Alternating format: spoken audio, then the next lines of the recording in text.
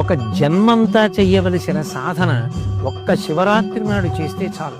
ఇక ఇంతకన్నా నువ్వు ఉపాసన చేయడానికి తేలికైనటువంటి రోజు రాదు. ఎందుకని? ఆయనే జ్ఞానజ్యోతిగా ఆవిర్భవించాడు. యావత్ బ్రహ్మాండం నిండిపోయేటటువంటి జ్యోతిర్లింగంగా వచ్చాడు. ఈ రోజున ఎవరు నన్ను ఉపాసన చేస్తారో, ఎవరు జాగరణ చేస్తారో వాళ్ళని నేను అనుగ్రహిస్తానన్నాడు. 84 లక్షల జీవరాశులలో దేశకాలములను తెలుసుకుని, ఆ తిథి యొక్క గొప్పతనాన్ని తెలుసుకుని ఉపాసన చెయ్యగలిగినటువంటి శక్తి ఎవరికి ఉంటుంది? ఒక్క మనుష్య ప్రాణికే ఉంటుంది. అందుకే జంతువునాం నరజన్మ దుర్లభం. అటువంటి నరజన్మ ఎత్తిన తరువాత మరి మహాశివరాత్రి లాంటి పర్వదినాన్ని విడిచిపెట్టేసుకుంటే దాని వలన ఎంత ఉపాసన కోల్పోయాం.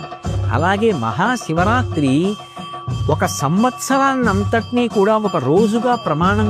ఆయనని ముట్టుకోవడం అంత గొప్పది. ముట్టుకోవడం కన్నా గొప్పది అర్చన. ముందు ఆయనని అర్చన చేయడం. శివార్చన అంత తేలికగా దొరికేది కాదు.